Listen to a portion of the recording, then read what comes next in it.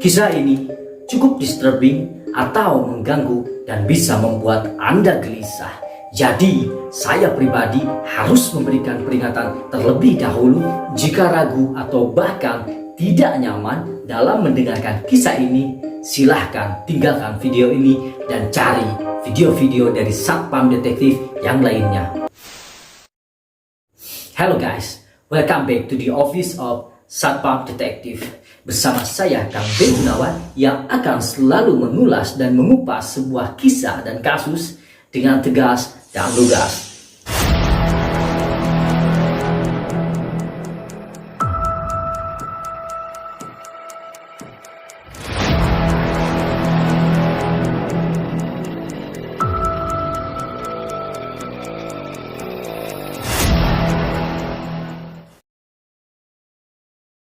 Oke guys, di kesempatan video kali ini kita akan menceritakan sebuah kasus pembunuhan yang sangat menyeramkan di Hong Kong yang terkenal dengan sebutan Hello Kitty Murder. Seperti yang kita tahu, karakter Hello Kitty itu didesain oleh sebuah perusahaan Jepang dan karakter ini tidak asing lagi bagi setiap orang dan penggemarnya, dari anak-anak bahkan sampai kepada orang dewasa. Tapi pada awal tahun 2000-an, boneka Hello Kitty sempat ditakuti oleh masyarakat Hong Kong karena sebuah kasus pembunuhan yang sangat kejam dan biadab. Penasaran kenapa kisah ini dikenal dengan sebutan Hello Kitty Murder? Bagaimana kisah selengkapnya? Mari kita langsung cek ke kasusnya.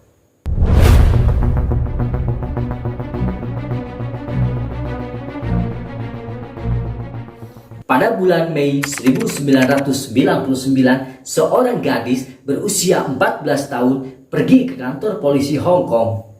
Dia mengatakan kepada petugas bahwa selama beberapa minggu terakhir, dia terus-menerus diganggu oleh hantu seorang wanita yang diikat dengan kabel listrik dan disiksa sampai mati.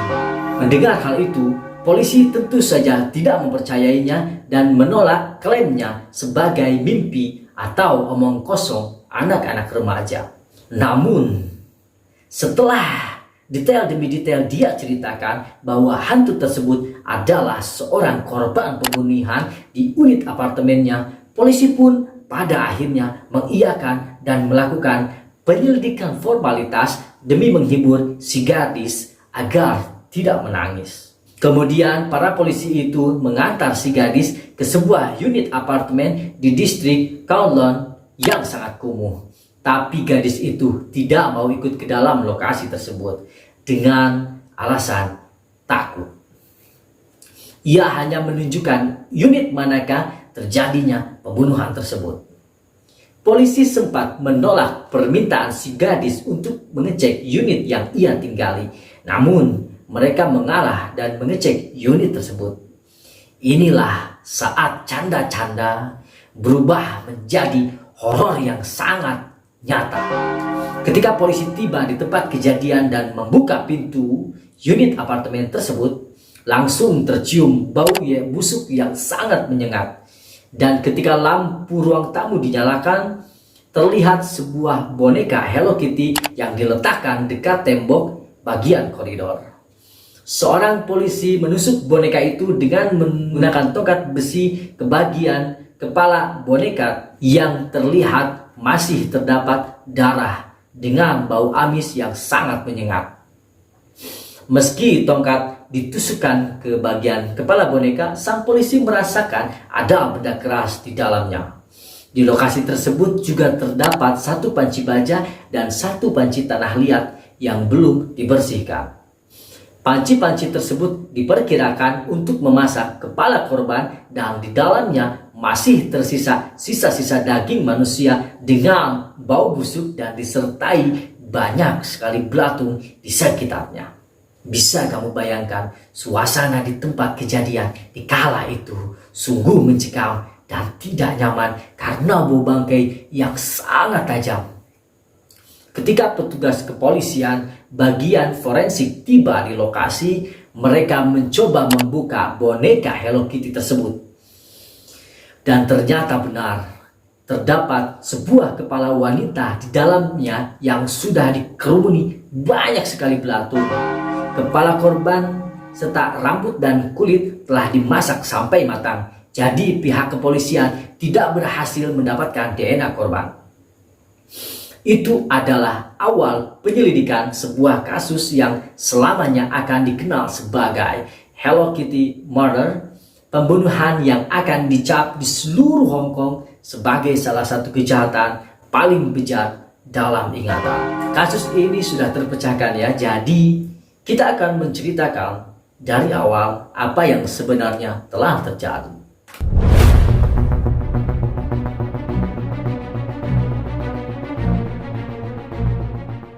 Kepala yang ditemukan adalah milik perempuan yang bernama Fan Man Yi. Kehidupan Fan Man Yi bisa dibilang tragis, bahkan sebelum dia dipenggal dan kepalanya dimasukkan ke dalam boneka. Dia ditinggalkan oleh keluarganya saat dia masih kecil.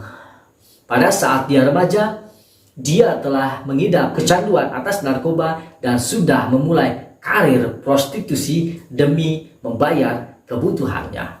Pada usia 23, dia sudah naik jabatan sebagai germo di klub malam. Tapi kecanduannya atas narkoba masih tetap ada. Pada awal 1997, Fan Man Yi bertemu dengan Shen Man Lok, seorang laki-laki berusia 34 tahun. Keduanya bertemu di klub malam dan menemukan bahwa mereka memiliki kesamaan. Fan Man Yi adalah seorang pelacur dan pecandu narkoba, dan Shen Man Lok adalah seorang germo dan pengedar narkoba. Tak lama, mereka pun kemudian berteman dan saling berlangganan. You know what I mean. Oke. Pada pertengahan tahun 1997, putus asa akan uang dan obat-obatan serta untuk mencari biaya pengobatan neneknya, Fan Man Yi pun mencuri dompet Man Lok dan berusaha kabur dengan $4.000 Hong Kong di dalamnya. Begitu Man Lok mengetahui uangnya hilang, dia meminta kedua antek-anteknya, Lau Sin Chu dan Leng Wai Lun, untuk menculik Man Yi. Dia bermaksud untuk memaksanya menjadi budak seks untuk dirinya sendiri dan menyewakannya kepada orang lain agar uang yang dia dapat bisa membayar nominal yang Man Yi curi. Setelah 2 tahun, Man Yi tetap tidak mampu membayar uang yang dia ambil karena bunganya yang cukup besar. Kemudian rencana itu lepas kendali. Rencana berjalan beberapa saat. Man Lok dan antek-anteknya pada akhirnya memutuskan bahwa melacurkan Fan Man Yi saja tidak akan pernah cukup untuk membayarnya, dan mereka mulai untuk menyiksanya. Dalam kamar tersebut, Lun menanyakan mengapa Man Yi tidak mengembalikan uang kepada Man Lok dan tidak mau menjawab telepon mereka dengan menendanginya hingga 50 kali. Ketiga pelaku ini kemudian menutup semua jendela di unit apartemen tersebut dengan papan kayu dan mulai menyiksa Man Yi dengan minyak yang panas dituangkan ke dalam tenggorokannya, menyiramkan minyak cabai di setiap bagian lukanya, bahkan memaksanya meminum air kencing dan memakan kotorannya sendiri. Bisa kalian bayangkan bagaimana penderitaan yang dialami oleh Fan Man Yi pada saat itu. Perbuatan ketiga pelaku sangat sadis dan biadab. Dan yang lebih mengerikannya lagi, ketika pelaku menikmati perbuatan sadis dan biadab yang mereka lakukan terhadap Man Yi, mereka mulai menggunakan cara-cara lain untuk menyiksa Man Yi. Mereka mulai membakar sedotan, kemudian meneteskannya ke bagian kaki Man Yi dan memintanya tertawa walaupun ia sedang mengalami kesakitan yang luar biasa. Karena penderitaan yang luar biasa itu, Man Yi mulai tak sadarkan diri. Tetapi ketiga pelaku membangunkannya dengan cara mengupas bekas luka yang sudah kering di tubuh Man Yi dan mengikat kedua tangannya dengan kabel listrik selama berjam-jam. Kemudian pelaku memukul kedua tangannya dengan pipa besi Sungguh perbuatan yang tidak mempunyai rasa pri kemanusiaan. Karena tidak kuat menanggung penyiksaan dari ketiga pelaku, akhirnya Man Yi koma akibat penyiksaan yang sedemikian rupa selama berminggu-minggu. Tapi ketiga pelaku masih belum puas dan terus menyiksa Man Yi dengan membakar telapak kakinya dengan korek api gas dan menuangkan langsung ganja metamfetamin ke mulutnya. Man Yi kemudian akhirnya tewas pada April 1999. Berdasarkan hasil forensik, Man Yi meninggal dengan kondisi wajahnya yang bengkak, gusi berdarah, kulit melepuh, dan bernanah pada luka di seluruh tubuhnya. Penyiksaan terhadap Man Yi memang sangat mengerikan, tapi ada hal lain juga yang sama mengerikannya. Ya, adalah kisah gadis 14 tahun yang melaporkan pembunuhan Man Yi kepada polisi di awal kisah tadi.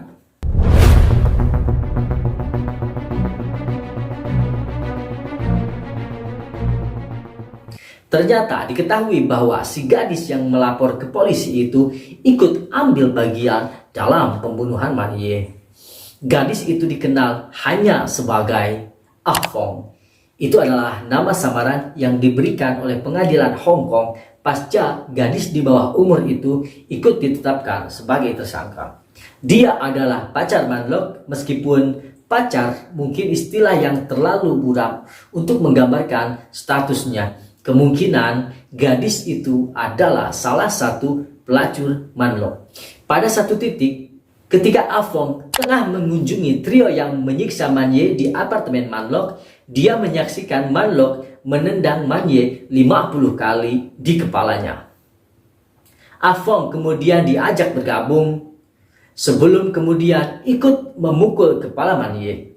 Meskipun rincian tingkat penyiksaan yang dilakukan oleh Ah Fong tidak dirilis ke publik, namun hal tersebut diketahui bukanlah karena paksaan dari Man Lok. Saat Ah Fong ditanya kenapa dia ikut menyiksa Man Yi, dia menjawab, "Karena itu menyenangkan."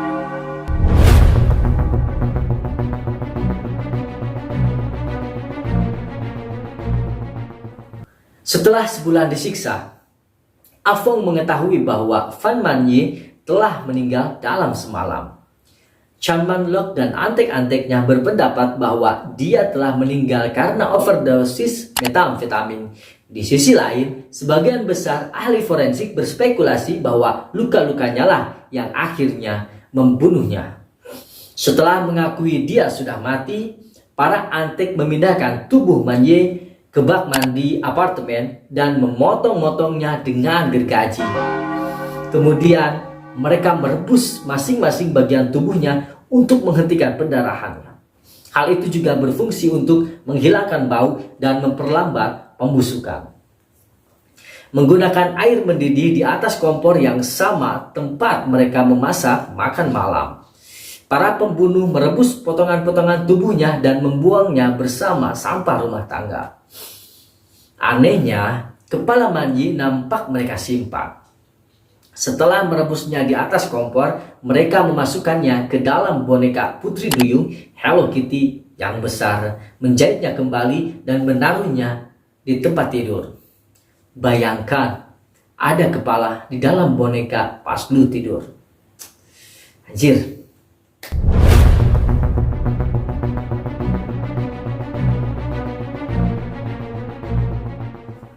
Percaya atau tidak bahwa ruangan tempat boneka itu disimpan adalah tempat tidur Ah Fong.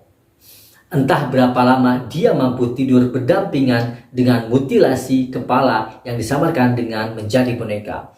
Meskipun begitu, Ah Fong mengaku sendiri bahwa setiap malam dia akan bermimpi didatangin Man Yi yang menuntut balas.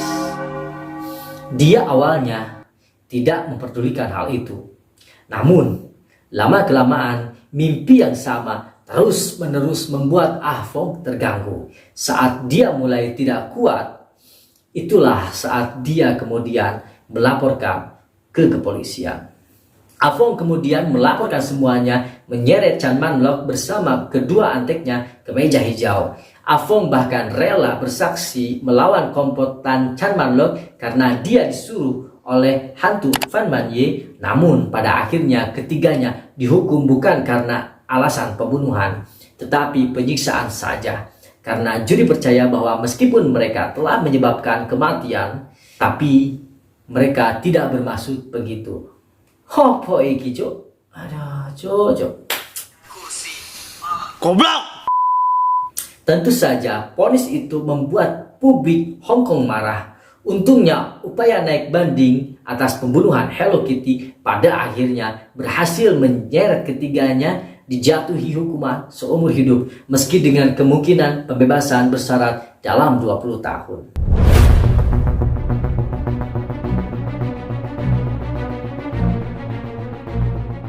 Sebuah hal yang membuat pembunuhan Hello Kitty yang menyandang namanya bukan karena hanya kepala pandannya yang dimasukkan ke dalam Hello Kitty. Apartemen tempat mania disiksa juga diketahui penuh dengan pernak-pernik Hello Kitty, mulai dari spray, gorden, dan hingga handuk juga peralatan makan. Menyadari fakta bahwa sosok karakter Hello Kitty yang friendly menjadi saksi bisu penyiksaan dan pembunuhan paling keji sepanjang sejarah Hong Kong.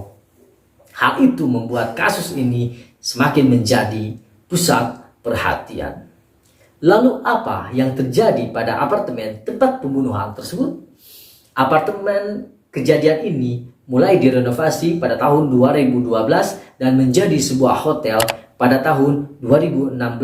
Lokasi kejadian tersebut telah menjadi restoran di dalam hotel di mana terdapat beberapa patung Buddha, dan setelah kejadian tersebut terdapat banyak peristiwa supranatural terkait pembunuhan.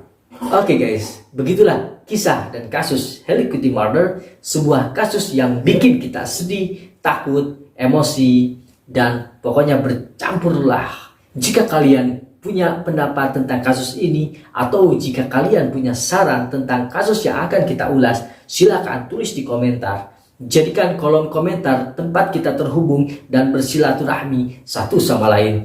Jangan jadikan kolom komentar tempat kita saling membuli. Oke, cukup sekian video kali ini. Saya Peri Gunawan undur diri dan selalu tetap waspada.